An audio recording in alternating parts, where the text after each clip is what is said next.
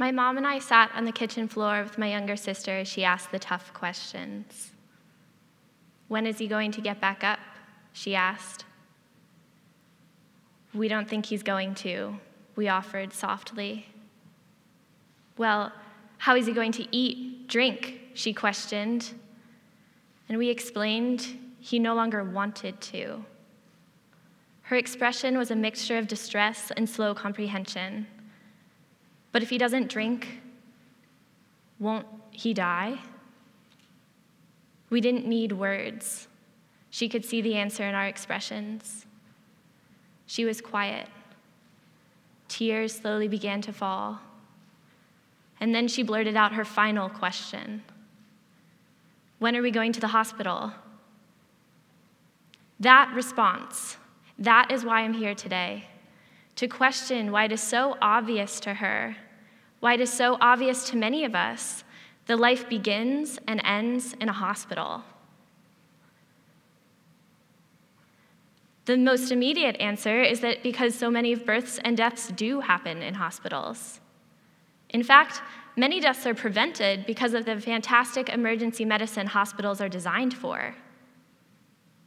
But in that moment, with my sister, I saw something different.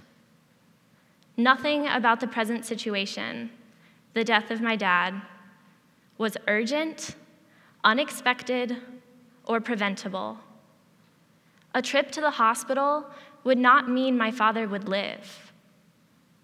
The only difference would be his death in a hospital bed in a world of bustling strangers, or his death at home, in his bed, with his wife and children. I think if we pause in this moment and ask ourselves what we want our death to be like, a lot of us would choose somewhere peaceful, somewhere unmedical, somewhere surrounded by loved ones. The problem is, we don't ask. My family had had almost 5 years to prepare for that moment.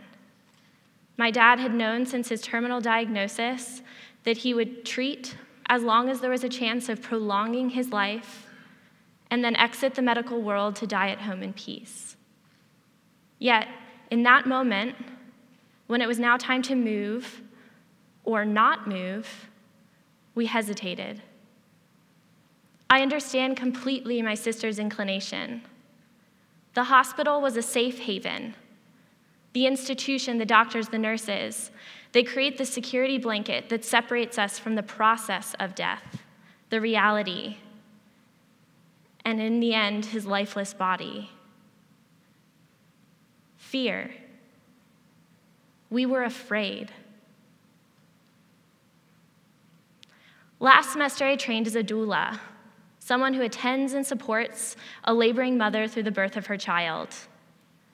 During one class period, an oral historian who collects women's birth stories came and visited. She played clips of their recordings. Over and over, I heard women describe their fears of pain, of inability, of the baby being too large.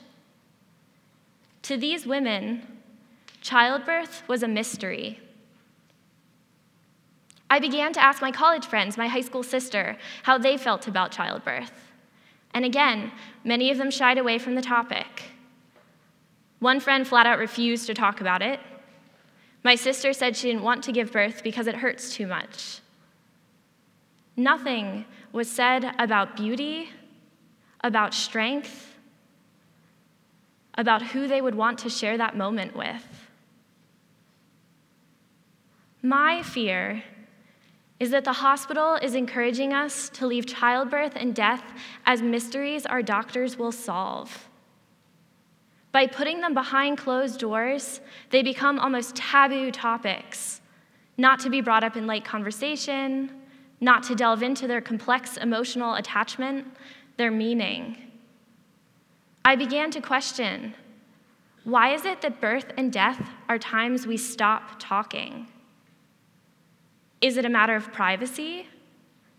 Are these not the two most universal moments in our lives? We need to acknowledge that today, these are uncharted waters for most of us. Many women have not witnessed a birth until there is a baby coming out of them. Many have not seen death until a family member is very sick. But it hasn't always been this way. When towns were smaller and communities were more tight-knit and women gave birth at home, it was familiar.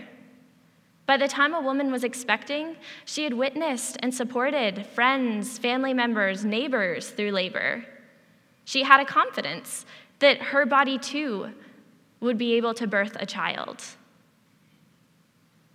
Along these same lines, hospitals shield us from death and dead bodies in a way we were not always.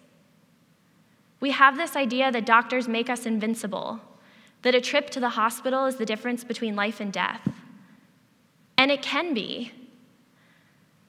But it also keeps us from knowing death in a way that we did when our grandparents, friends, neighbors died at home. It separates us from the finality a lifeless body holds.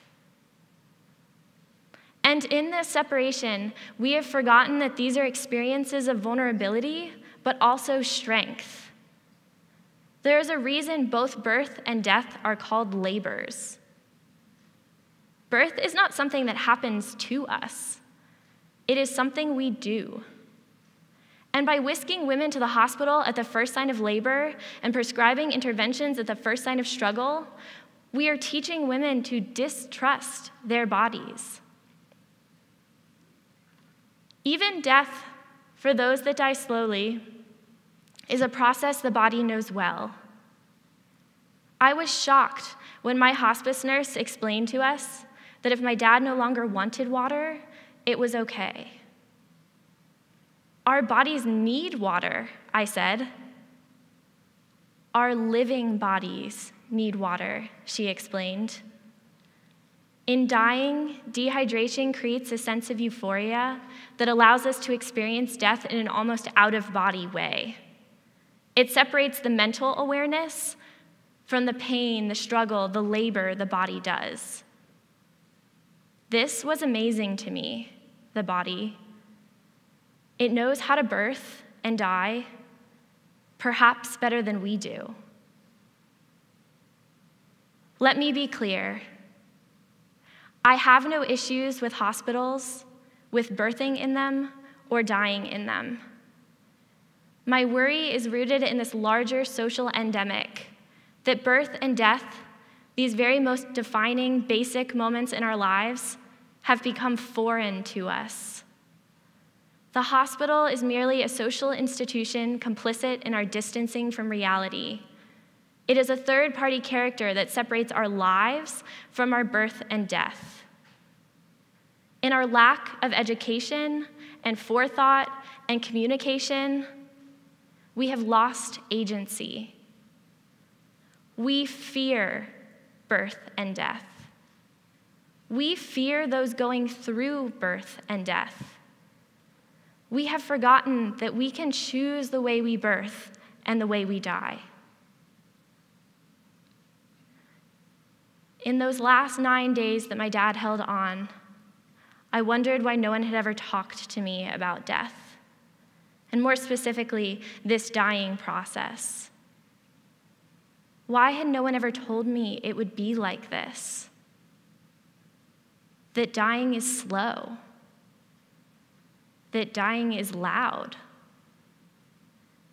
that I'd wake up every morning slightly hoping he would have peacefully stopped breathing the night before, that his suffering would be over. At about this same time, I had attended a doula workshop in which we discussed what it means to be a support. We, as doulas, would be supporting a woman in a time of intense physical and emotional need. Ironically, I was learning what it means to give support at a time when I also most needed support. And it made so much sense to me. I took my little flyer home and I hung it on the wall outside my room. These words are for everyone. It reads, "Support is unconditional. It is listening, not judging, not telling your own story. Support is not offering advice. It is offering a touch, a hug, a tissue. It is caring. We are here to listen, not to work miracles. We are here to help someone discover what they are feeling, not to make those feelings go away. We are here to help someone discover their own strength, not to rescue them and leave them still vulnerable. We are here to help someone learn to choose, not to make it unnecessary for them to make difficult choices. In those last few weeks, our angel of a hospice nurse helped us navigate the end of life. She explained what was happening in my dad's body, that loud breathing did not mean suffering, that hearing is the last sense to go. She sat with us as we decided to stay at home, and while we read Harry Potter out loud to him. She helped us bathe his sweating body. Her presence, knowledge, and unending support of our ability to make decisions made his death less scary. She helped us see that there is this deep, calming beauty in being there, in caring for him, and in his final calm.